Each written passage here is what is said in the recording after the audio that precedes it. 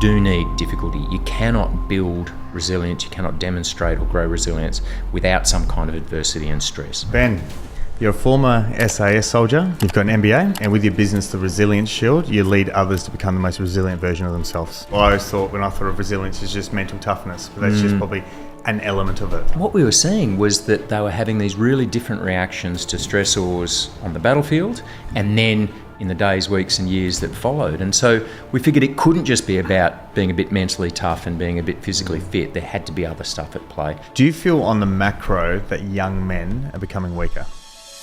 I don't. What are some of the best bang for buck, low-hanging fruit to make you more resilient? Sleep, exercise, meditation, breathing, journaling. What role does optimism play with resilience? It's massive, but there's a caveat. Hi Ben, you're a former SAS soldier, you've got an MBA, and with your business, The Resilience Shield, you lead others to become the most resilient version of themselves. Absolutely. What does resilience mean to you? It's a pretty good question, and it's one we asked really early in the piece. The funny thing is we couldn't actually find an agreed definition. There's a whole bunch of academic discussion about what it means. For us, we really like the definition that was used by our research partner at the University of Western Australia, which is a better than expected outcome given the adversity faced. The reason we like that so much is it takes into account the adversity that you're facing. If you are wrapped in cotton wool, if you're born with a silver spoon in your life, you can cruise through a lot of stuff, but you haven't actually faced any tough times. Alternatively, people can be really struggling, but given that amount of adversity, you can really say they're demonstrating resilience because they're getting through and getting that better than expected outcome. So for me, I like that definition because it's relative to your life experience. You know, there is no perfect state of resilience. It depends on what you're going through. And basically, this idea we're just keeping head above water, keeping going, that to me is resilience. Definitely, and it sounds like a lot of people, I always thought when I thought of resilience is just mental toughness, but that's just probably an element of it. Yeah. So like we talked about in the book, that I got a chance to read some of that, that there's obviously 6 layers of, can you tell me about the layers? Well, absolutely. And this was a big thing for us because we really became interested in resilience when we're working in the SAS. These people had been screened for a whole bunch of characteristics, including physical fitness, mental toughness, resilience by any other definition. But what we were seeing was that they were having these really different reactions to stressors on the battlefield and then in the days, weeks and years that followed. And so we figured it couldn't just be about being a bit mentally tough and being a bit physically fit. There had to be other stuff at play. And so we sort of looked at all the existing research we could find and ended up doing a body of research with the University of Western Australia and identified those 6 layers. So the first layer is an innate layer. There is nature and nurture. There is genetics and epigenetics that as we sit here today, we are going to have different levels of baseline resilience in that innate layer. That's not really that modifiable, but it's important to understand that we're all on a different starting point. The next layers are modifiable. The first of those is the mind layer, everything psychological and spiritual, everything within your head, between your ears. Then the body layer, the physiological aspects. Then the social layer, interactions, the resilience we get from other people, the professional layer, what we do on a day-to-day basis, how that contributes to our resilience. And then the final layer that we talk about is a thing called adaptation, which recognises that there's a bit of a ghost in the machine, that if you can develop good, solid practices against the known stressors in your life, then you can adapt, you can change them and use them to overcome the unknown and the unforeseeable sort of black swan type events that may hit you. Definitely. It's like, as well, I find some people with those 6 elements that you talk about, they might be really strong on 1 or 2, and they have that bias towards just focusing on those 1 to 2 elements and just completely neglect. So, yeah, it really sounds like something that you need. It's more like a portfolio. Yeah, it's a really diversity. Good way. Yeah, and my brother Dan, the co-author, Dr. Dan Pronk, talks about that, almost a balanced share portfolio. And I think this is really important to note because particularly for high-performing people, this prescription for resilience is very generalist. You know, you want to be covering off these different aspects. Sometimes high performers need to bias and emphasise towards one specific area. We see that a lot in the professional field. People are really focused on, partner track in a crunchy business role. Certainly in the elite sports field, we see that a lot. I'd argue we saw it in the elite military as well, where there's this focus on a specialisation and getting to that elite level. that's good if you want to win a gold medal, but we also recommend that people just keep an eye on these other aspects, because there are countless stories of those kind of really high functioning specialists who, at the end of the Olympics, they get injured, they get sacked from their job, whatever it might be, all of a sudden find they've got nothing left. And so our model is more of a generalist model that tries to ensure that sustainability of resilience throughout your life. Yeah, it's more of a model for life as opposed to just a model for a specific, whether you're a high-performing entrepreneur or elite military. Because we're not, and people have that attachment to the identity of, particularly if you are very good at something, that's who I am. And so I'm going to get everything towards that, which obviously you're going to have a bias and you should gear a lot. It should be out of balance a little bit, but still they neglect a lot of those other It's a really good concept, and one sort of phenomenon we identified within our research is exactly that, this idea of role identity fusion, where what it says on your business card, lead athlete, business owner, whatever it might be, is all that you identify as. And, that can be, I guess, good from a professional sense, that's that specialisation. But if that's all you've got, if that gets taken away, and we saw that a lot with people in the military, I'm a soldier, I'm an SAS guy, whatever it might be, all of a sudden when you are no longer a soldier, an SAS guy, an Olympic athlete, a business specialist, an actor, whatever it might be, then it can be really disorientating. People can fall in a chasm. So our model recognises you can bias towards these things. There's nothing wrong with pushing towards one aspect of the shield, but we strongly recommend you don't lose sight of the others, because we want to have that balance in some form. Yeah, and you're right. And if any element does fall apart and you're too all into that element, for example, years ago, before I went on my journey of really understanding myself and getting humbled, I had a lot of ego. I thought I was pretty good, and then thought I was a hot shit chiropractor, building this big scale business and doing all this other stuff, and I ended up going bankrupt. And that was probably about 6 to 7 years ago. It was the greatest gift I ever had. And so much of my identity at the time was, I'm the man, I'm doing this, I'm doing that. And then if someone said to me 12 months before, because I went off away from my core business, and we just scaled up something way too big and learned multiple different lessons in one hit. But my identity was so wrapped up in needing to be seen and validation and all that sort of stuff, and using things like business as a vehicle to get that, and then losing that, and then you go, once you actually lose it, I mean, it's incredibly humbling and painful, and it is a gift, but it gives you that opportunity to go, well, who the hell am I? I'm not. I don't just have to be there. And also, you can rebuild. You can do this, but there's multiple layers to you as an individual, and discovering your identity, not just what do you do. It's who are you? Yeah, no, I'd agree. And the ego thing, I think, is a really interesting discussion, and there's a lot written about it, and it depends on how you define ego itself. Certainly that kind of high-end ego, that hubris, arrogance type thing, I think that's a really dangerous recipe for a whole bunch of reasons. By that same token, you want some self-efficacy. You want to back yourself. You want to, and certainly the work we do in the leadership space, a lot of people do have imposter syndrome, almost the opposite of that, God, should I be here? Am I good enough? I'm a fraud, that kind of thing. And you don't want that. So it's this continuum where you want to have that, back yourself, sort of keep going and try new things, that kind of growth mindset. But I don't know, it can be a fine line between it, you're starting to believe your own press and getting that unhealthy. And particularly if it's things like status-driven type goals, financial goals can be another one. If that's what you're driving towards, maybe that's a sign that it's kind of ego-driven rather than, you were talking before we started rolling about purpose-driven sort of goals, which often are much healthier and certainly more sustainable. Absolutely. How would you guide someone to deal with imposter syndrome? We do a lot of work on this, and I reckon there's a couple of cool things you can do. One is really talking to other people, and what you often find is that you can very quickly normalise some of these feelings. What tends to happen if we don't talk to other people about these kind of feelings is that we're there sort of dealing with all that crap in our head and all our insecurities and all the stuff we know we're not good at, and we look around and we see everyone else is killing it. They're those swans on the lake just gliding along effortlessly. We're not seeing that metaphorical paddling like buggery underneath. And so that can be really sort of deflating.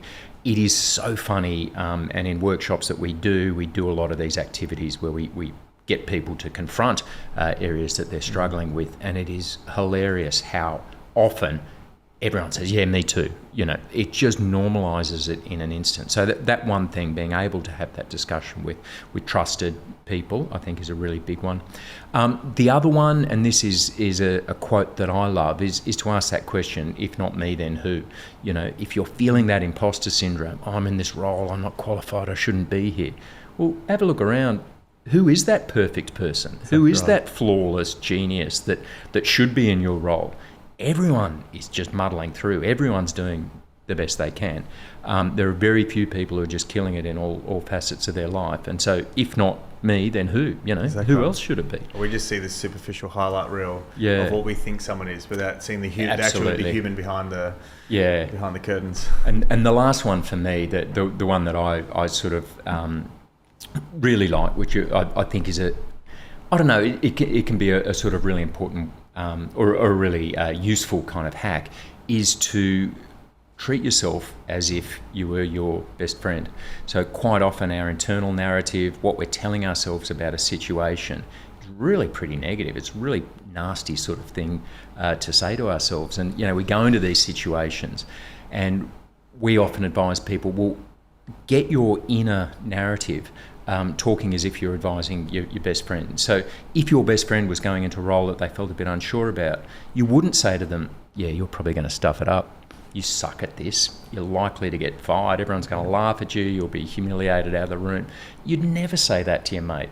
But you find yourself saying it to your own self. And so, if you can treat yourself like your best friend, yeah, this is new, but hey, you got the runs on the board. You got this. Who else is more qualified? That's the kind of advice you give to a friend. If you can turn that on yourself, which is easier said than done, then, you'll be in a better position to overcome that imposter syndrome.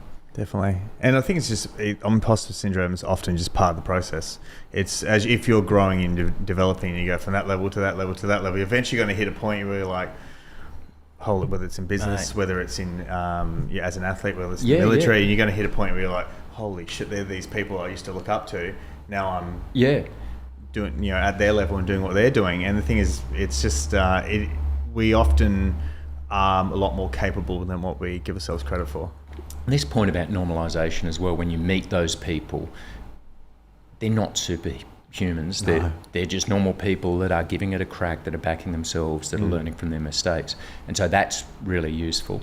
I think it is that matter of just sort of finding that I guess, balance between self-awareness and understanding areas you need to work on, but not dwelling on that too much so that it undermines your self-efficacy. Definitely. Yeah. Just going back to one of the layers I find interesting in the shield, the social layer. Yeah. I find as guys, that's a layer that can be very weak. We often the health layer we can be pretty good. Yeah. The mind layer we can be pretty good. Professional layer we can be quite good. I feel like the social, in particular, if you do those three layers good, generally the social layer you do very poorly. Yeah. So, and I found that's something myself as I've tried to do multiple things and do multiple things well. It's the social that suffered. Yeah. How do you delineate between solitude and loneliness? Yeah, I reckon this is a wonderful question, and it really comes down to that matter of choice. So solitude can be just an absolutely beautiful thing for your resilience. A lot of us, will do practices like meditation, like mindfulness, like journaling, like reflection, like gratitude. All these sorts of things we may do in a solo state, in a state of solitude. This can be really healthy. There is nothing wrong with that. Loneliness, however, is often defined as failed solitude. It's when you're alone, but you haven't got the ability to connect. It's not by choice, and that can be really dangerous. And so, don't. Certainly being by yourself isn't a bad thing, and particularly for people who are introverts or have introverted characteristics, that can be a really good way to recharge. A lot of introverts find that they need a bit of time by themselves to recharge. But loneliness is where you just haven't got anyone you can connect with at a really authentic level. Definitely. And sometimes I find you can even slip into being it's having that self-awareness, understanding what's the difference between solitude and loneliness. Yeah. Because you can go from having that solitude, which comes from a healthy place, and then that can become a bit too enjoyable. Yeah. It should be enjoyable, then it always transitions into, I'm going to do more and more and more of this. try and keep a structure of, their career, sleep patterns, fitness, all that sort of stuff. I found this myself because years ago I was heavily into partying and going out and all that sort of stuff. Then I had the pivot and go, I went completely the other way. And then I went, all right, well, I've got to cut this, that out, and I just need just more structure, more discipline, and almost create an inner dialogue of guilt about going too far back into social again. So having to go back the other way and find a place that's sort of healthy in the middle. So it's interesting how like loneliness it's an epidemic at the moment. And there's so many vehicles that are enabling that. I think there's like the amount of studies, even in terms of health, like it's loneliness is a greater predictor of a cardiovascular incident than even smoking. It's ridiculous, and in so when you look at the negative studies, that loneliness keeps cropping up, and Vivek Murthy, the US Surgeon General, is a massive advocate of awareness about this. But when you look at wellness or happiness studies, the longest continually running study into happiness, a thing called the Harvard Study on Adult Development, without even question of a doubt, the single biggest predictor of having happiness is that sort of connection, relationships, healthy, sustainable relationships through life. It just keeps coming up time and again how important that is.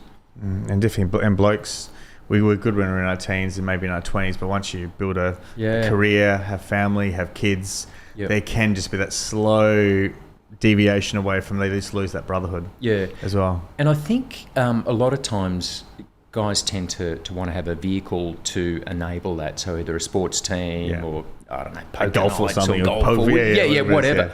And I think there's fantastic initiatives. The men's sheds in tend to be in the older age space where a lot of guys do start, particularly a lot of people find that connection through work, and then when they're post-work in a retirement age, it's all of a sudden gone. But it is something, and people who know me will be laughing to hear me talk about this because I am bad at this. I am not, the social layer is not strong for me, and it's something that I'm aware of, that I need to sort of put more time and effort into developing those meaningful relationships. I've always sort of just been a individual sort of guy. I've never been big on team sports. All the sports I've done have been individual sports. I'm quite happy with my own company. I haven't got that sort of wide circle of drinking friends. It's just, and part of me, it's funny because it was interesting you saying about that. You sort of recognise that you're probably a little too happy with solitude, and I recognise that in myself. I do want to sort of develop, I think, those relationships a bit more, and sort of, as I look at my own resilience development, that's an area where I think I can stand to gain. Definitely. Did you see that recent study I saw came out about a month ago? They recommend men should have 2 boys' nights a week. I need to cite that at home. That's good. I thought that's going to go down pretty well with a lot of family guys. But I think the gist of it is just, I think it doesn't mean necessarily 2 nights of the piece, but cans. But and that's something that I've seen. I'm under that age. I've just turned 40, and I was probably when I think guys hit mid-30s, late 30s, 40, then they start going through it and they go through this shift and they just sort of lose their identity a bit. So it's very important for them to have their mates, not their partners, not their partners, friends, partners, and that sort of stuff. Actually, like their boys that they can actually connect with. And it's just something I think that's what's so important to have these initiatives, and there hopefully is a bit of a shift to. And away from like male connection not being on the piss, and actually having other vehicles that they can. Yeah, and I think the nature of that connection, I mean, certainly from the research we've done ourselves with UWA, but also the research we've looked at, it's not necessarily about, it's certainly not about numbers, it's not about collecting as many sort of drinking buddies as you can or mates as you can, but it's about the quality of that connection, and we want a relationship where we can be vulnerable and authentic, where, literally or metaphorically, we can cry, we can sort of be warts and all, and we're not putting on bravado or a front or pretending everything's okay or acting tough. And that's a pretty good litmus test, if you ask yourself honestly, in this group of friends, could I tell them stuff I'm really worried about or stuff that's really causing me concern? Or am I trying to pretend that I'm killing it, or that I'm all on top of it, or that everything's okay, or that I'm the life of the party all the time. If you can answer that honestly and you've got that kind of connection, then you're probably in a good space from a resilience perspective. What does vulnerability mean to you? I think it is such an underrated quality. For so long, and particularly as a young army officer, vulnerability to me meant weakness, and I would eschew it. I would pretend that I had it all together. I'd pretend I'd know what I was doing, or I'd pretend I could predict the future in my military planning or something. And of course, it's all bullshit, and people can see through it. You're only fooling yourself, and it doesn't help you out much. So to me, vulnerability now is much more about shedding that ego and that sort of desire to want to impress and desire to want to be seen to have it all together, and really just being more honest and authentic. And I don't know whether this is just a function of age. Certainly for me, it's taken a long time to get to the point where I care less about what people think. So I think a big aspect about being able to be vulnerable is not being hung up on people's opinions of you. That warts and all sort of this is my authentic self is at the heart of this idea, I reckon. I have this discussion with many guys in terms of with regard to vulnerability, whether, for example, you're married, you've got a family, whether there's only a certain level of vulnerability you can show your partner, but then there's another side you might only show the guys, but you still have to show who you are to someone. Where do you feel like you can, what's the line on what you could show a female or your partner? Well, I reckon vulnerability is one of these things that falls into that sort of Aristotelian golden mean. Aristotle spoke about this idea of a golden mean, this midpoint between the extremes of any virtue. And he used courage as an example. If you had absolutely no courage, you'd never get out of bed in the morning. That's useless. But if you were just completely reckless, you'd charge the guns every single day, and that's not good either. You need to pick that balance. And I think vulnerability is the same. You don't want to pretend that you're bulletproof and have this kind of real fake exterior. But by that same token, you don't want to be sort of necessarily spilling your guts to every person you meet, and you want to recognise that either as a leader, as a husband, as a father, or whatever, that you do need to sort of be the best version of yourself appropriate to that situation. So for me, I think you do want to, and certainly the resilience research suggests you do want to have people that you can be completely open with. You don't want to be putting a facade. But yeah, with your partner, I think you need to, just like any leadership role, you need to be strong for them. You need to present the best version of yourself that can support your team or your partner in that situation, depending on what's going on. So it is a constant assessment and balancing act. And yeah, I don't view it as being fake. I view it as identifying and understanding what's the best version of yourself for this particular context. Yeah, and where that safety lies in terms of who you open yourself up with. What role does optimism play with resilience? Yeah, it's massive, but there's a caveat. So absolutely, there's a lot of research that talks about the benefits of looking, the old folksy wisdom, the glass half full, the bright side of the road, all that sort of stuff. This does tend to put you in a much better positive affect. It counters a natural human tendency called negativity bias. We tend to just see the threat or the negative. We get 99% on a test. We're not thinking about the 99 questions we got right. We're thinking about the one we got wrong. We're releasing stress hormones. We're running ourselves down. So optimism can counter all that, but we want to have it bounded by reality. And our favourite sort of anecdote around this is from a guy called James Bond Stockdale, an American fighter pilot in the Vietnam War who was shot down over North Vietnam, spent 6 years in the Hanoi Hilton, and after his release, he was asked, how did you know who was going to live or die in this awful prisoner of war camp? And Stockdale said it was easy. We knew who was going to die. It was the optimists. The guy interviewing him said, that makes no sense. Surely you needed to have that optimism, that belief. And he said, yeah, you did. And I always butcher this quote, but he said words along the lines of, we can never confuse the faith that we will prevail in the end, which we cannot afford to lose, so we've got to have that rock solid belief that we're going to get through this. But we can never confuse that with the discipline to confront the brutal facts of our reality, whatever they may be. So there's no point just saying, oh, everything is awesome, it's all going to be fine. In his case, we'll be rescued by Christmas. And of course that never happened. Oh, Easter, no. Thanksgiving, no. And then just sort of die of a broken heart. What he was saying is, yeah, we've got to have that faith. We're getting out of here.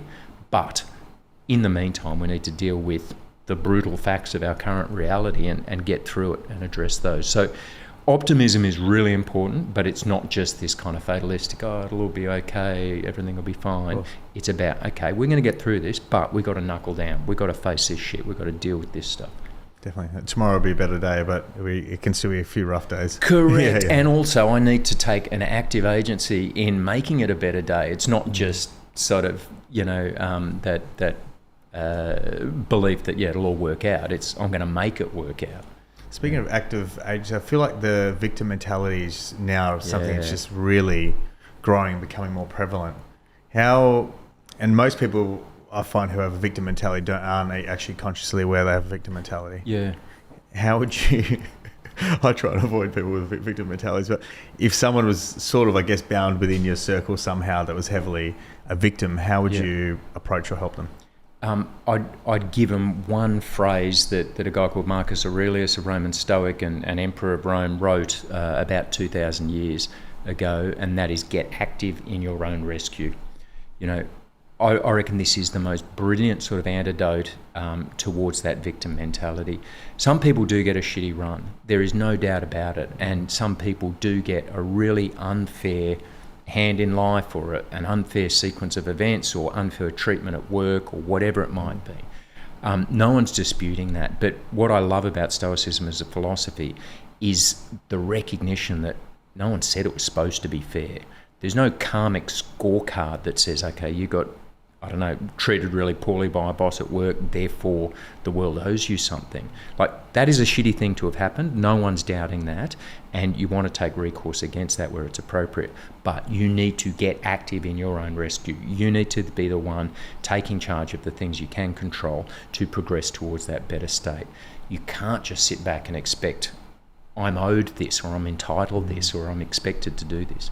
Now, none of this is to say that you need to do it all yourself. This isn't to say that you've just got to suck it up and do it all yourself.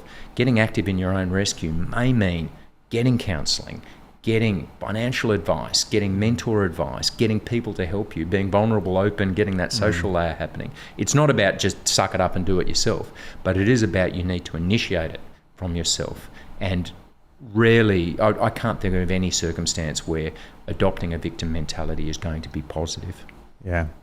Well, I feel like they've been reinforced somewhere in their life. Yeah. I mean, it's never going to be a positive thing, but they've been reinforced to being a victim, and that served them for whatever capacity, and then they've almost adopted that as but also there's learned behaviours from their family, their environment. And I think sometimes it's ignorance of what you can do, and this was a big thing with the Resilient Shield. We wanted to give people tools that they could enact themselves, to give themselves that internal locus of control, that sense of agency, that they could do something about it. And in fact, we're recording for our own podcast, The Unforgiving 60, an episode yesterday with a lady called Ruth Clare, who's a pretty amazing human, survivor of some just awful domestic violence as a child. But she spoke about resilience, or she gave a definition of resilience as having more tools than stressors. And I really like that as a way of thinking of it.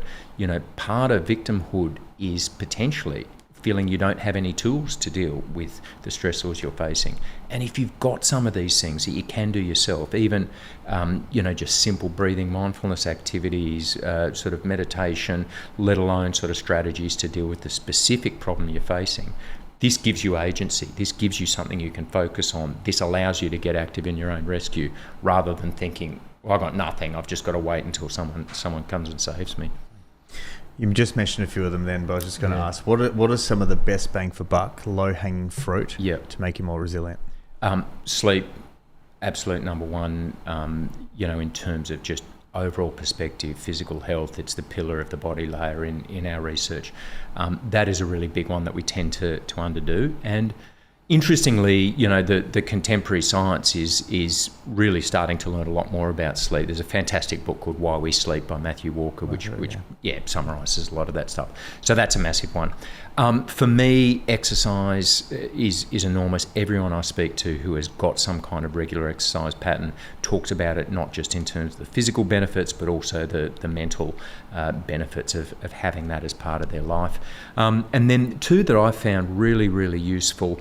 The first one is meditation, and I include within that the broader category of mindfulness and even breathing activities. These are all distinct things, right? But that kind of idea of sitting, focusing on one thing, and conducting some kind of mindfulness. And then journaling has been massive for me as well. Again, another kind of solitude activity, but that ability to reflect, to codify, to get crap out of your head and down onto a piece of paper, that has been an enormous, like you say, bang for buck. I've got a lot of benefits out of that. Okay. And I've always been big on routines. I'm not sure. I assume you're probably quite strong on routines. What does your morning routine look like? Yeah. So I really like our mornings. We'll get up around about somewhere between 5 and 5:30. We don't set an alarm, but my wife's pretty good alarm clock in herself. And the first thing we'll do is get up and take our dog for a run. Now, we got a little dog about 4 years ago, and a little staffy, and we identified very early in the piece that if we didn't wear her out first thing in the morning, then she was going to trash the house and garden. So that became a routine out of necessity, but it's just become like the highlight of my day. So some days that's about the only time I'll spend with my wife. It's obviously great physical, we get a run in no matter what, every day, and it's a wonderful, the sun's rising, we're blessed to live sort of near the river, and we get to see a bit of water and sort of run along a golf course, and the dog does stupid little barrel rolls and runs around. It's just a happy sort of moment. So we'll do that, come back, I try to get food in straight away. I'm a bit hit and miss with the sort of nutrition side in terms of regularity, but that and caffeine. And then it tends to get consumed with sort of the morning busyness of family. I love where I can to be able to drive my kids to school. I find that's a wonderful kind of free time thing with them. They're a captive audience. They want a lift, so they're going to come willingly, and we often have really lovely chats in there, and then into work. What I often try and do is then right up front when I get to work is then do a meditation or a breathing activity for about 10 to 20 minutes. Again, it depends on the day as to whether I fit that in, but certainly the days where I do and I can, I feel a lot better for it. Sure. And I'm quite big on routines and structure, but I feel lately, just particularly in the development space, self-development, self-help sort of space, there's almost routines, and biohacking has almost gone a bit too far as well. It feels like sometimes like having a good sound routine in the morning, and then now it's turned into some people read every single self-help book. They think they've got to do 15 different things before they start their day. And by the time they do that, it's like bloody 9:30, 10 o'clock, you know what I mean? Yep. So I think it's back to that, what works for people, and consistency and the low-hanging fruit. Yeah, and I don't like that term hack, because I do think, I get why it's being used and that sort of stuff, but I do think it implies that there's this sort of shortcut. And I think I even used it before when I was talking to yourself in the third person. But and Tim, my business partner, great mate and co-author of the book, he sort of talks about habits sort of as opposed to routines, this idea that, I think some people think, okay, well, I have to get up and I microdose my caffeine and I get my early sunlight and then I do this exercise and then I do a cold water immersion. And if I miss one of those, then bang, my routine's stuffed. It's almost impossible to get that. But, what you want is that habit. And, there's a lot being written about that. James Clear, obviously, is sort of Atomic Habits, championed this idea. But, if you can get into the sort of rhythm where if you wake up and you don't do exercise, it feels weird, then that to me is probably a good sign, and I'll find that, with life's busyness, I'll realise there's been a couple of days where I haven't journaled and I'll feel like there'll be stuff there and that's a trigger. So for me, it's almost that gut feel heuristic rather than that disciplined, at 5:15 I'm going to do the cold water immersion or whatever it might be. Definitely. Going back to your childhood, so obviously it takes a certain upbringing to drive someone to go into the SAS as well, and you and your brother are both in the SAS. So tell me, where do you think that came from? So my dad was in the army. He was a helicopter pilot in the army, and we'd always seen just how much he'd loved his work. And so for me, I think I was always going to join the army from day one. So that set the path. It was quite funny actually, because I do remember as a teenager, I think when I first got interested in the SAS as a subset of the army, and saying to my dad, I'm going to try this, and he was incredibly supportive throughout our childhood. But in this particular case, he said, "Nah, mate, you don't want to do that. Those guys are those nutcases that are out, walking around with packs with rocks in their packs on a Friday night instead of going down to the pub." And he sort of was actually quite dismissive of that, which was interesting. But what he did instill in both Dan and I, if not that sort of direct part to the essays, but is an idea that I guess that if not you, then who? If someone can do something, then you can probably work out how to do it. And it manifested for him in things like, if the dishwasher broke, his first call was not to call a repair person. It was to work out, well, how does this thing work? And, have that curiosity to try and find out how it worked. I think I joke in the book that resulted in a lot of broken household appliances, but it also resulted in us recognising that there's no sort of black magic in any of these achievement paths. You want to become a doctor, as Dan subsequently did. You want to go into the SAS, these things that seem really difficult and maybe beyond reach. Well, people are doing them. It's not this different species that go down this path. It is people who apply themselves, who have those goals, who sort of fail, learn, reiterate, and keep going. Do you think there's like a optimal...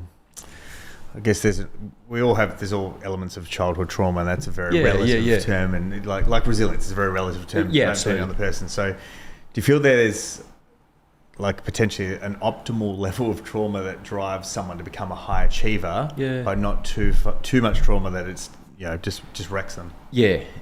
Certainly the resilience research suggests that's the case, and it's a really sort of powerful argument against things like helicopter and snowplow parenting, where if we are just wrapping our kids in cotton wool and never allowing them to fail or exposing them to difficulty, then we're not allowing them to develop that sort of psychological muscle to get through adversity. So yes, you do need difficulty. You cannot build resilience, you cannot demonstrate or grow resilience without some kind of adversity and stress. So resilience isn't about removing stress, it's actually about exposure to it, but also being able to have the coping mechanisms to deal with it. And there was a fascinating study out of the University of Queensland a couple of years ago into what they call ELS, early lifehood stress. And they found that the brains of kids who had been exposed to early lifehood stress were physically different. So the neuroplasticity, the changing in the brain, particularly those high periods of neuroplasticity over adolescence. Stress played a big role in terms of how parts of the brain developed. And what this particular study found is that kids who had been exposed to ELS, early lifehood stressors, so think family breakdowns, loss of a parent, even domestic violence, this sort of stuff.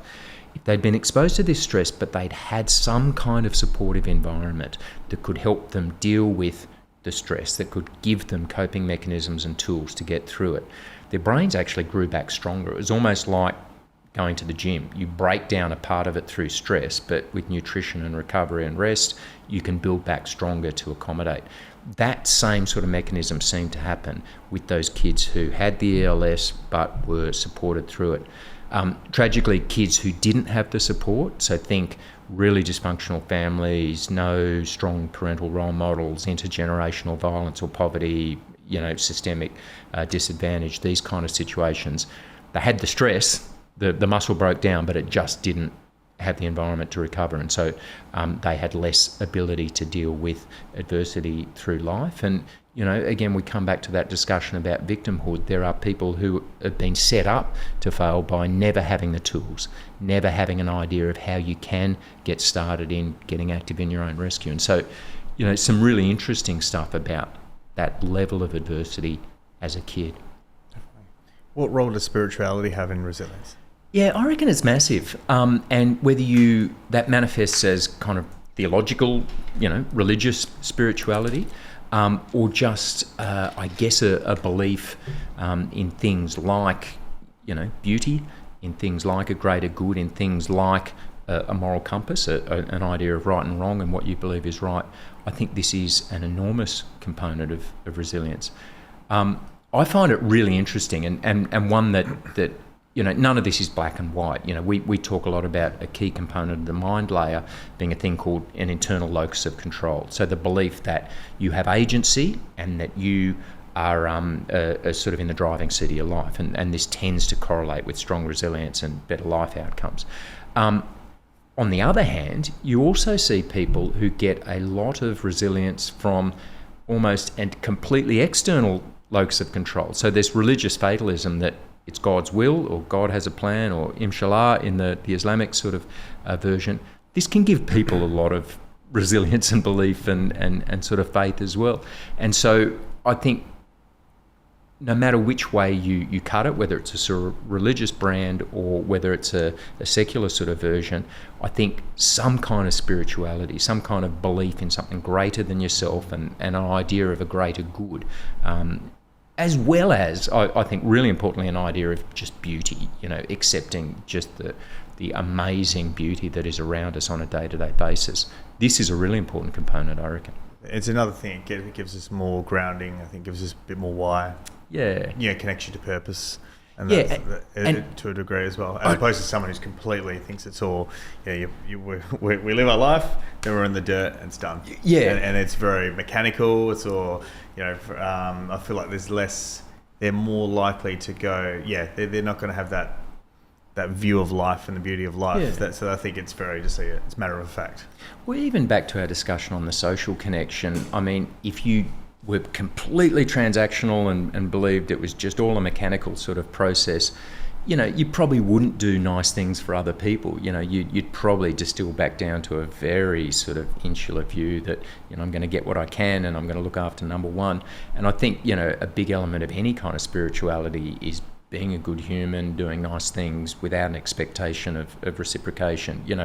I think there is something in spirituality about being bigger than yourself, and time and again the research points to these ideas of community, these ideas of purpose, these ideas of belonging to a greater sort of whole as being important for your resilience. Purpose is something I'm always fascinated by, and it's something I feel most people haven't got their head around in life. How would you guide someone to find their purpose? I think it's a really good question, because it doesn't negate, I think certainly for me, one of, and I would by no means say I've sort of found this purpose, and I think maybe this is one of the misconceptions that people often believe this is, some almighty high calling that, the clouds part and you suddenly shone into what your purpose is. I sort of think of it more about, the things that you find meaning in. And this doesn't need to be every facet of your life, but I think if you've got nothing that gives you meaning, then it's going to be a pretty empty and ultimately meaningless sort of existence. And so what I found is that if you're not actually asking that question to yourself, it can be very easy to fall into societal expectations of what success looks like. And I think I was in that path. A lot of people find it with money. I wasn't so much money driven. The military's probably not where you go to make your fortune. But things like status were big for me. And until I really started thinking about, does it really matter whether, I'm a general or whether I'm in the Special Air Service or a more special force, very special in my military career. And when I started recognising that was not a big, that didn't really mean anything. And I started looking at the things that really did give me a sense of meaning.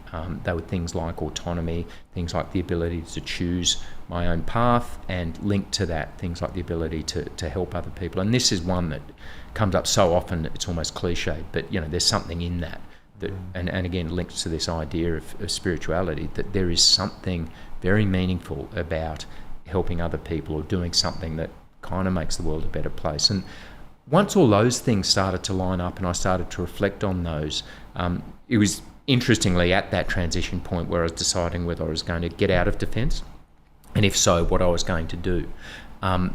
They were really instrumental in terms of driving me towards this current role where I do have that autonomy. We can choose how we work, we can choose who we work with, we can choose what we do, and ultimately how we sort of structure our business to try to help people, and in many ways to do that over just a financial or a status-driven incentive, which has really, I think, provided meaning for me and provided that sense of purpose.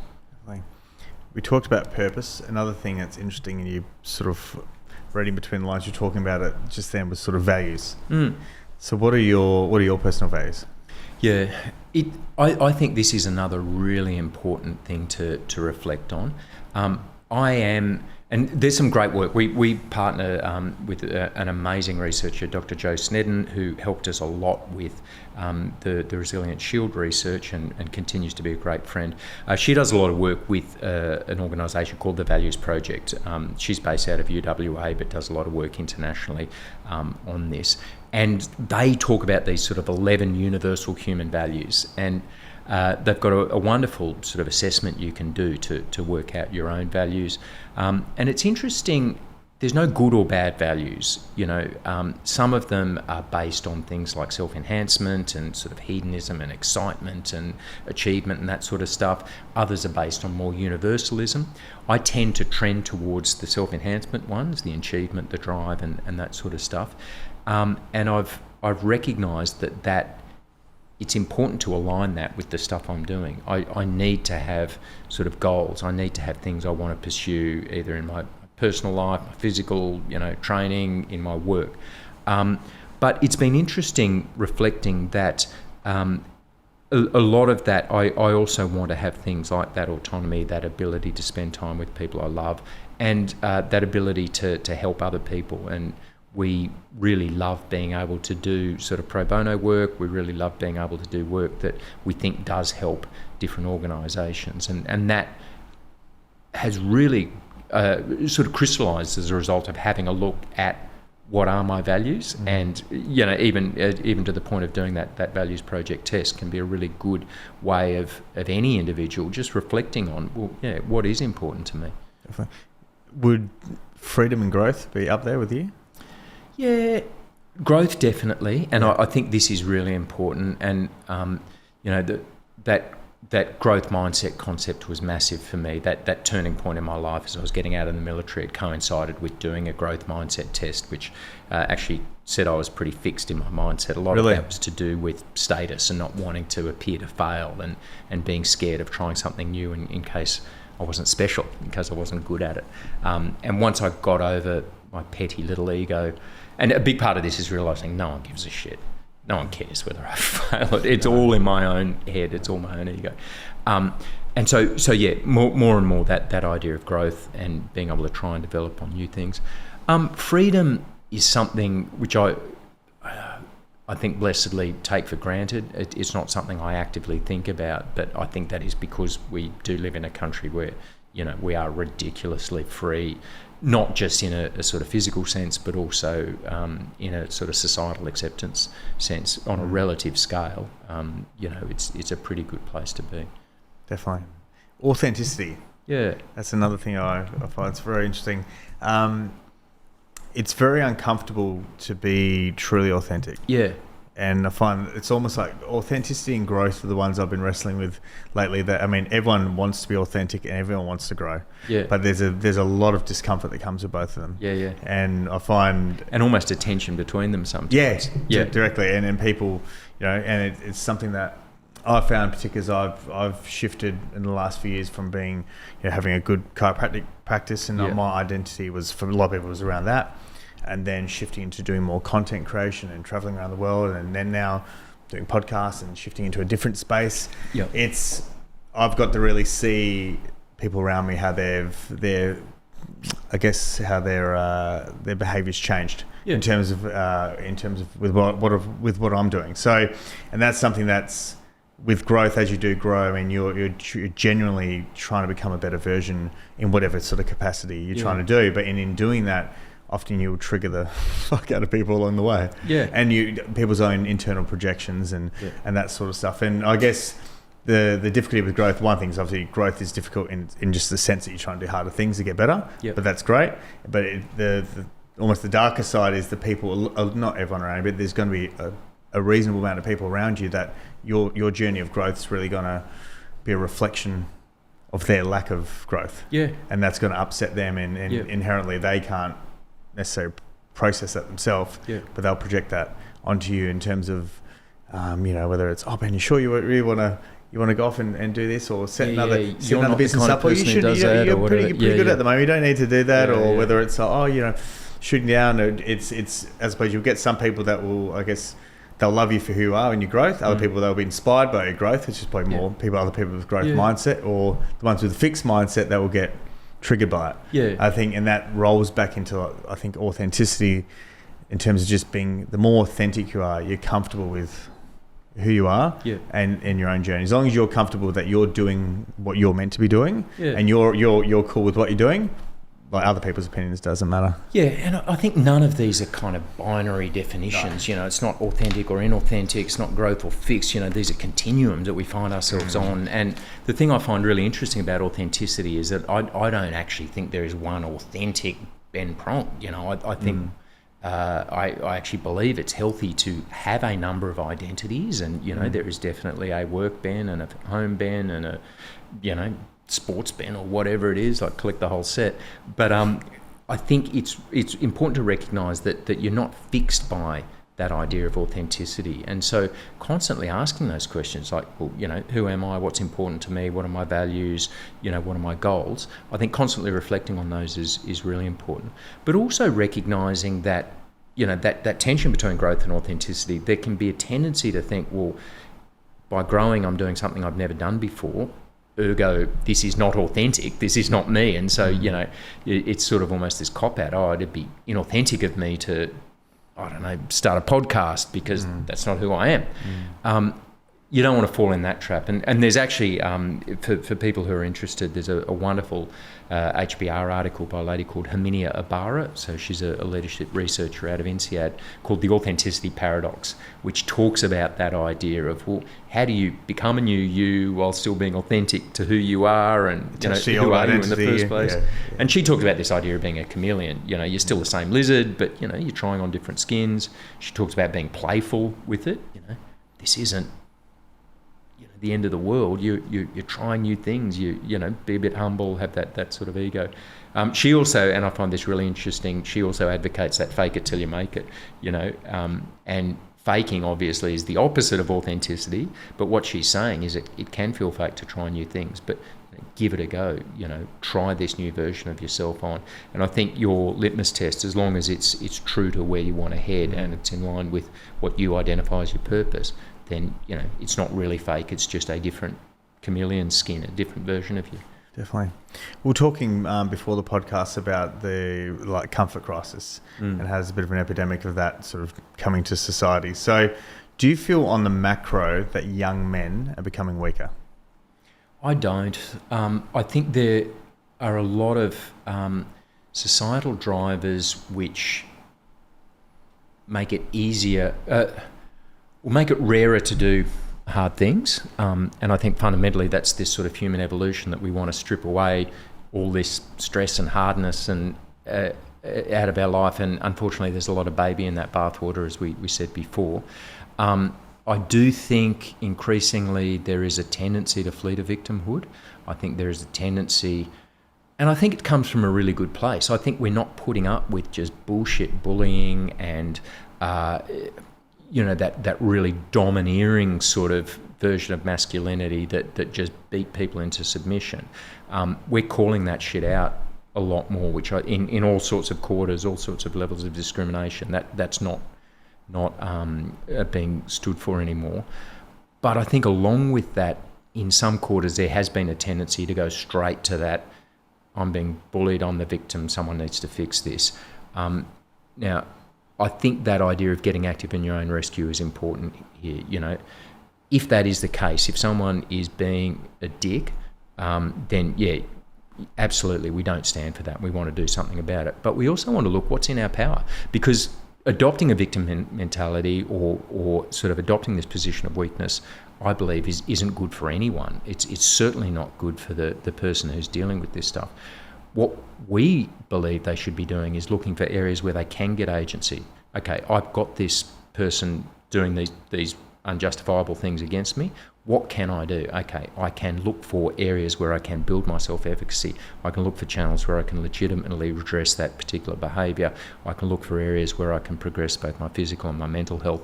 These are things that you can do. You don't need to wait for the cavalry to come and sort this out or someone to do something.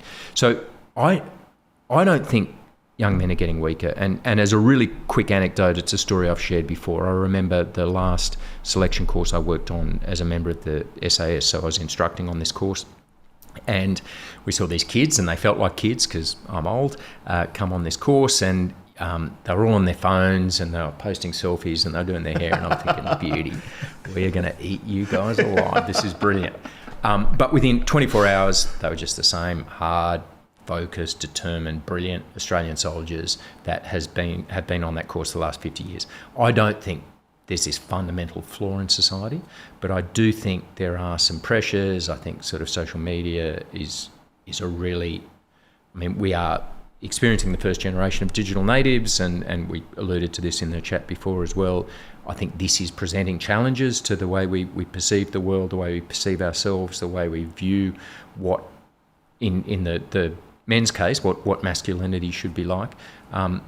But, you know, we've had challenges all throughout history. I don't think fundamentally young people are getting weaker. Yeah, I think definitely it's the distractions cause a problem. Like, as you were saying, social media. Yeah. The expectations, I find, is a big one. Yeah. A lot of guys will, I mean, and that's basically through social media. That creates that more inadequacy. Yeah, well, that comparison. Looking at someone's highlight reel. Versus your day-to-day life. Yeah, the guy that's got a photo, he's 21 years old, got a photo next to a jet that's not his own jet. That is, then the young guys think, oh, shit, that's what I need to be doing. If I'm not a multi-millionaire by 23, I'm a frigging loser. Yeah. It's like, if you're a multi-millionaire by 23, you're an absolute outlier. Yeah. You know, and that, like what you were saying. Or a trust fund baby. Yeah, exactly right. And even then, like what they say... But also, you know, is that your definition of success? Exactly and I mean, right. you've in this town, there's a bunch of really rich people, and we get to work with a lot of them. Some are brilliant, and others are just super miserable. And I wouldn't swap their sort of beachside place and their mega yacht for my life in all the world, you know. So, yeah, I think it is that understanding of what right actually looks like. And I think it's a lot closer to our discussion about purpose than it is about those external trappings. Absolutely, yeah. And I think but the issue with the younger generation is that social media is the one that educates them. Yeah. You know, so like we've probably had time to go through things and then be able to realize, oh shit, the purpose and understanding your values and authenticity, and unless they somehow find a path or you know, an older, but even then, so I absolutely agree with you. I think this is providing for both boys and girls in different ways some real challenges that we didn't have to deal with as teenagers, and me sort of about 10 years ahead of you. But I still went through all this shit with ego and working out what it was to be a man and what I wanted to do when I grow up and what's success and what's happiness and all that sort of stuff. I think everyone needs to go on that journey, you know. I think part of, I guess what we're trying to share through our various endeavours is the experiences we've had. I think that is good if you can learn that vicariously, but I think a big part is making some of those same mistakes yourself. And so I think, I do agree it's a more difficult. I think there are difficulties trappings, yeah, kids face and that we didn't. But yeah, I think it's still that same journey that we're on, albeit with a slightly different character. Definitely. I think it just takes time to develop. Yeah, as a man, it just takes a long time to develop as a man. Yeah. You know, you're not going to become this well-rounded man at 21. It's going to take years to develop your mind, develop your body, develop your, you know... And even this idea that there is an end state in it. You know, I do think, and certainly, you know, the what I'd consider well-rounded as a single, I don't know, buddy, job-focused SAS troop commander, very different to me as a parent of a teenage girl at the moment, which, you know, is highlighting all sorts of inadequacies in myself. I think it is that constant evolution and self-awareness. What have you learned about yourself having a daughter? Shit, they hold up, well, kids in general hold up a mirror to you, obviously, and it is funny. Some of the most annoying traits in my kids are just an absolute mirror image of myself. I've learned, and I think a really good aspect of this is just how powerful and sophisticated girls become early in the piece. It's interesting looking at the sort of development of my daughter and her friends compared to the boys at that same sort of peer level. But it's also fascinating seeing the pressures that society places on girls, and I think we're getting better at this, but the pressures, you know, there is certainly that looks-based thing, and again, I think the internet has social media does have a potentially damaging role in this, but also even just the sort of pigeonholed expectations of what girls can do and what boys can do. Again, I think we're getting much better, and I look back on, you know, how or myself as a high schooler and you know, some of our really archaic views on things like sexuality and gender. I think we're getting tons better at that. But it's really interesting, you know, I grew up in an all-boy environment, all-boys school, only had a brother, was a loser and never had a girlfriend, you know, like it was all dudes. And seeing the different challenges that are presented to girls has been really interesting. Definitely. I'd like to shift it to your days in the SAS. So there's a story I was asked to bring up. Tell us about the Undies in the tree story. So this particular event was kind of pivotal in my interest in resilience. It was my very last combat mission in Afghanistan. We'd done a night mission and sort of had an engagement with the enemy, and it had been a sort of fairly tough night. And we were driving back to the forward operating base and what was going to be safety and the end of the rotation, and we just had to get back home and then we could fly home. And about 4 kilometres from the base, we hit a roadside bomb, an IED. And it was a really, I just remember vividly how just surreal a moment it was. It was the car in front of me that hit it, and it was almost like a movie scene. I reflect in the book about the soundtrack just cutting out. I didn't even hear the explosion. This thing just sort of, I guess, disappeared in slow motion in this bloom of brown talc. And I sort of got out, and there were these glimpses that I remember of, you know, just the mangled vehicle, people walking around dazed, you know, the dust settling, a tyre sort of bouncing in slow motion away. And at one stage, my sort of attention was drawn to a tree just next to me in the sort of outskirts of this carnage, and there was a Snickers bar and a pair of underpants wedged in the tree, and they'd obviously been blown there from the force of the blast. But I just remember sort of staring at this dumbfounded, like it was just such a surreal thing to see this weird Afghan tree flowering in undies and chocolate bars, and I was like really sort of disorientated for a while in the wake of the blast. I tell that story often in our workshops because that was a really pivotal moment, because what we saw in that exact moment was the vast majority of people doing exactly as they'd been trained, just going into their drills, performing admirably. But we also saw people going above and beyond, really rising to the occasion and almost seeming to enjoy the challenge, the thrill of this ultimate challenge that they'd been presented. And then there are a couple of guys who were just in bits, so overwhelmed that they weren't able to function. And this was that point I was raising before, that really, on reflection, got me interested in resilience, because we were identical humans. We'd been screened, we'd been trained, we'd been drilled, we'd had all this same identical experience. On paper, we should have had the same response, and yet we saw these really different responses. And that's what got us thinking, well, shit, there's got to be more to resilience than just a bit of physical fitness and a bit of mental toughness. And so, yeah, Undies in the tree, I often tell that at the start of a workshop as how we got interested. Yeah. That's colloquially become the Undies in the tree story. So in terms of like that experience, for example, with PTSD and how that shows up, and that can show up quite differently in different people. And you're obviously from that environment. That something like that, you could have 10 different blokes, and they have 10 different experiences. Yeah. So how does I guess trauma and PTSD show up in a lot of guys that I guess you serve with? Yeah. Well, there's the DSM, whatever that is, a diagnosis statistical. There are set sort of symptoms or I guess recognition of this, and it is things like intrusive memories, it is things like things that you deliberately don't want to think about, it is things like being triggered by certain sort of events. So those kind of things, difficulty sleeping, all of that sort of stuff are the I guess clinical diagnosis and the clinical manifestations of PTSD. But how it actually works, I think, is still a big area of research. There's been some really interesting stuff. Matthew Walker, we spoke about before in How We Sleep, talks about the potential link between lack of REM sleep, being able to encode memories, and he offers a really interesting hypothesis that we get that fight or flight response when we're presented with a trauma. So roadside bomb goes off, we all went into fight or flight.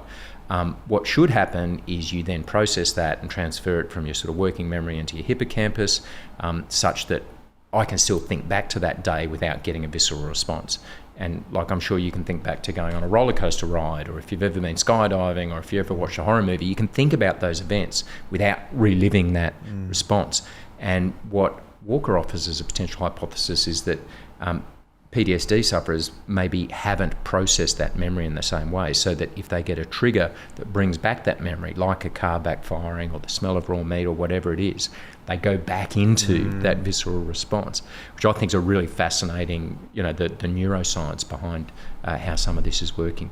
And it links to some of these, what I think are really fascinating breakthrough therapies in things like sort of ketamine and other hallucinogens as a potential mechanism to sort of rewire that response. Certainly sleep's role in it. But a long sort of winded answer, because I find it a really interesting topic. At a personal level, I mean, a lot of what started our interest in resilience was my brother Dan, Dr. Dan Pronk's experiences. He did have some of those sort of post-traumatic stress type symptoms, and they were basically manifesting in a very depressive sort of outlook. For him, sort of elements of potential self-medication, getting on the booze a bit much, estrangement from family. And so at that very personal level, and we mentioned Ruth Clare, who we recorded an interview with yesterday. For her father was a Vietnam veteran whose PTSD manifested in physical violence against his family. So it can crop up in all these sorts of different, really negative ways. It's certainly, I think, I hope we're getting much better at that recognition, diagnosis and treatment, because that cliche is the first step towards sort of addressing these things. And sort of being able to identify where the compensatory, where the compensations are coming from, whether it's alcohol, violence, women, porn, gambling, whatever it is. And a lot of people, they would think, oh shit, why is this person engaging in X, Y, Z behavior? Self-destructive acts. But it's just a way of just numbing themselves from processing the emotion.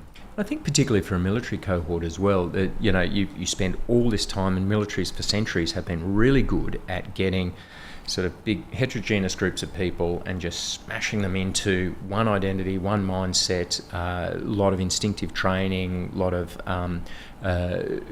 essentially recoding of brain and identity to be able to perform a role on a battlefield, which, let's not forget, is an incredibly extraordinary sort of human behaviour. Humans don't like killing each other by and large. Humans don't want to go into battle and either sort of die but especially kill.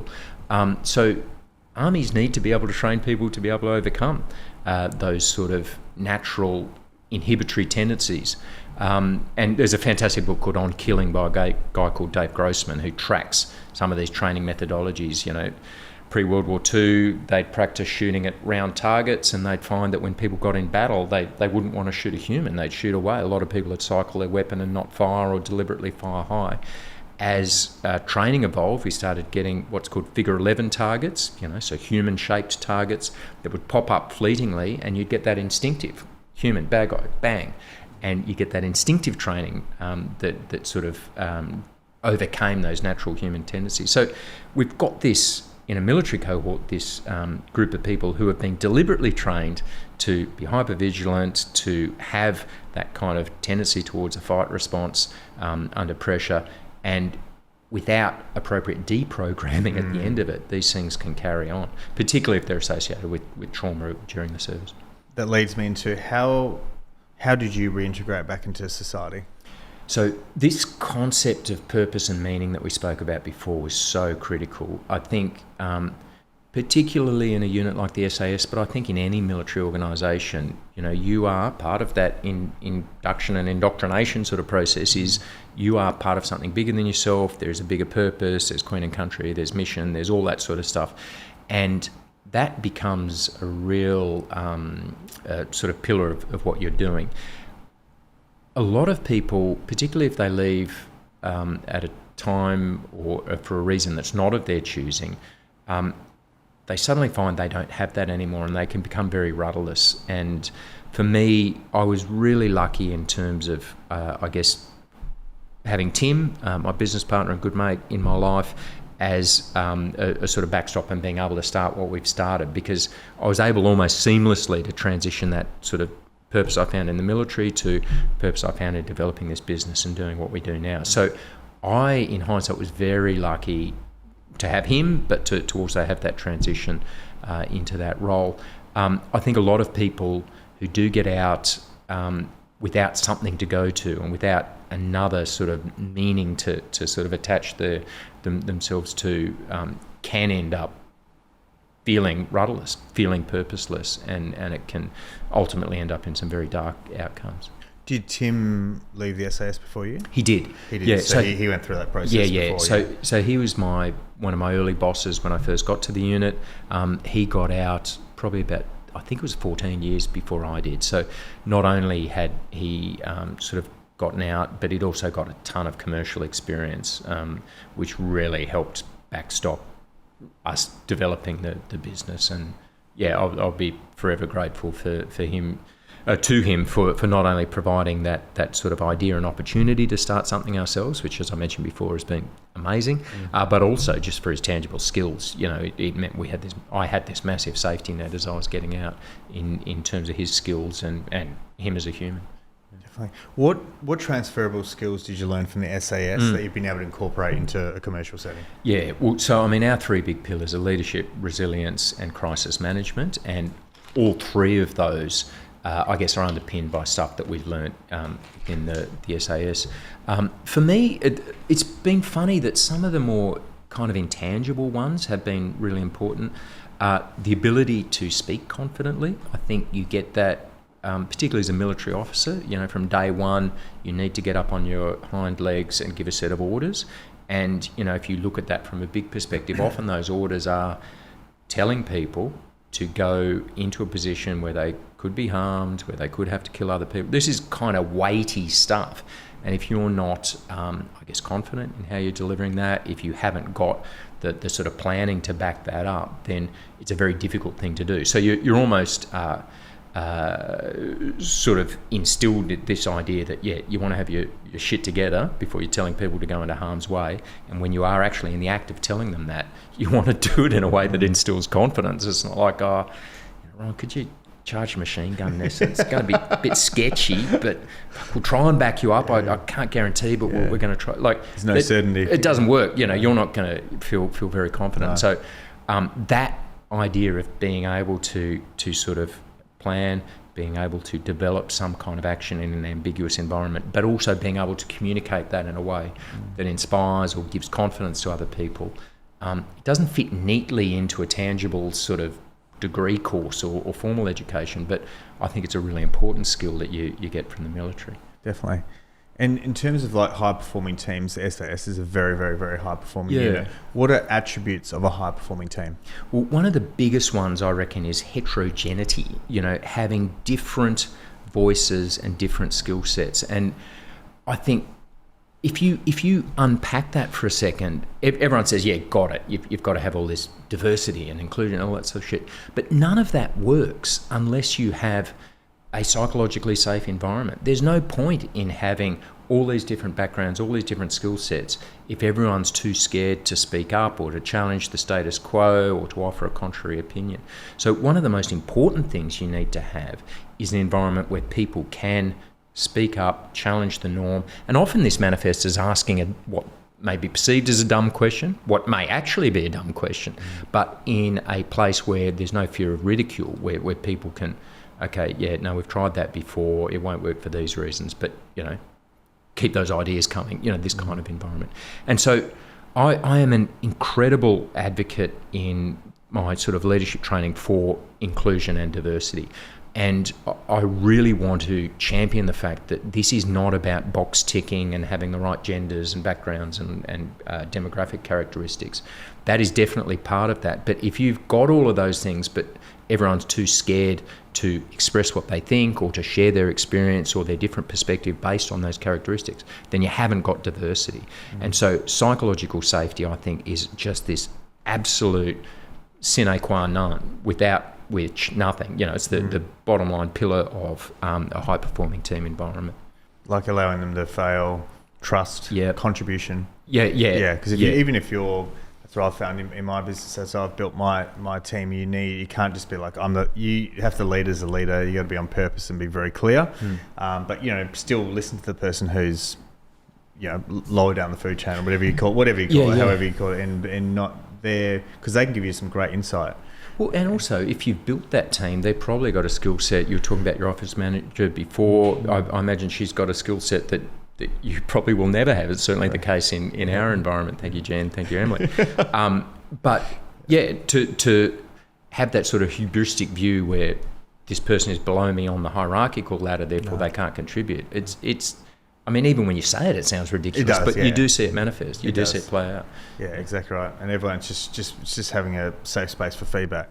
Yeah, because anyone could give you great feedback and insight, especially people on the ground floor where you don't. If you're in leadership level, you're not on the ground floor all the time. You need. And this is part of that discussion we said before about vulnerability and ego. That a lot of times leaders won't create that environment because they're somehow scared that the work experience kid's going to have a better idea than them.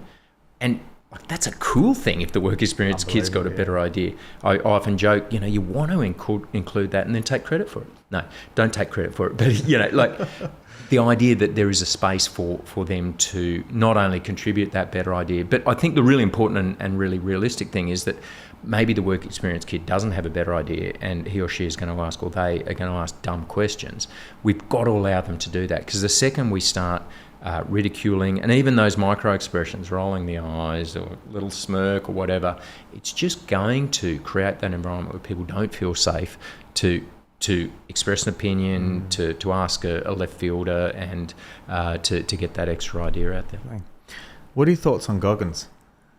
I like him. I put Jocko Willink in that same sort of area. I personally don't prescribe to that super, get at it, harden up, sort of concept, mainly because that's kind of not me. I was never the hardest dude, and I in that authenticity, I sort of don't fit that archetype if it in fact exists. Having said that, though, I think they're incredibly inspirational, and I think they motivate a lot of people to have a crack. And Goggins' personal development and journey is an amazing testimony to this idea we were talking about before, that anyone can put their mind to it and be better than they used to be, and achieve, in his case, some incredible stuff. So I think absolute net positive, both those guys. Personally, that kind of rah-rah, harden up type mentality is not the way I necessarily approach it, but more power to them. I think they're doing good stuff. Definitely. I imagine you've done quite a bit of travel. You've been exposed to a lot of different cultures. How important is travel and being exposed to different cultures to your development? Massive. How so? And I think any sort of, we spoke about the social layer before, and part of the reason the social layer is so important is that humans are hardwired to want to belong to a group. And we get oxytocin when we feel loved and a member of a tribe. And from an evolutionary perspective, we often joke, if you look at an evolutionary scale, humans kind of suck. There's this 6-foot mammal, we've got no teeth, no claw, no armour, no fur, no fangs, no poison. We can't really run very fast, we can't climb trees, we can't swim for shit. We should have been cleaned up years ago, but the reason we've got to the top of the food chain, we've got a big prefrontal cortex, we've got opposable digits, so did Neanderthals, they withered out. What Homo sapiens seem to have that has seemed to allow them to dominate is the ability to work together as groups. So we are heavily incentivized to belong to groups. Now, that is a positive thing, both in an evolutionary and in a contemporary sense, but it can have some real negatives. And part of that is this, or it's captured in a thing called social identity theory, that we want to identify our groups and make them distinct to out groups. And so if you are not traveling, if you are not meeting members of an out group, now in a travel sense, that may be another nation, maybe another sort of demographic, but in any sense, if you don't know, I don't know, people with a different sexuality or a different religion or a different gender or a different sort of belief system or a different political ideology, and let alone a different nationality, different language, different customs, all that sort of stuff, it is very easy to just identify with your group and think of them as an other, and in general we think of them as a worse. And what is really remarkable is when you actually start meeting people from that group that you hate, it becomes really hard to hate them, because there are so many commonalities that, humans at all sorts of different levels are so similar, that I think, back to your original question, that gets illuminated so much through travel, that you may have a bias or you may have a perception of a different group of people. It's easy to hold those biases until you actually meet them and recognise, shit, we're all kind of the same. There's some differences, and that's great, and we should embrace that. But yeah, I think actually meeting people from different social in-groups is the best thing we can do to sort of eliminate hatred and discrimination. Definitely. Just finally, if you were, like, I'm curious, if I was ever to find just a really high quality Afghan carpet, what would I look for? It's a wonderful Dorothy Dixon, but you want to look for the strength of the weave. I heard you're the man. Yeah. No, well, I'm actually not. Dan and I didn't do much Afghan carpet shopping. Tim, experiences may vary in a war zone. Tim did seem to spend a lot of time shopping when he was in Afghanistan. But he's the guru when it comes to Afghan carpets, and he's got some beautiful pieces. But we use that as an analogy for resilience, that an Afghan carpet's value is not derived by the beauty of the pattern or the colours or the geometry on top. And if you go carpet shopping, the carpet seller will draw your attention to the knurled, knotted, ugly underside, because the value is derived by the strength of the weave. How tight your in our parlance, the layers of your resilient shield are knitted together, and we like that, because a lot of us do present a view to the world where that top of the carpet sort of view, but it's not until you do look at that strength of the weave, the knots per square inch, that you get an understanding of, is this really a thing of value? Awesome. Ben, thank you for your time. My pleasure, thank you. You're doing great work. I was appreciative for sharing your story. No, thanks. Keep it up. Thank you. Cheers, mate. Cheers, mate.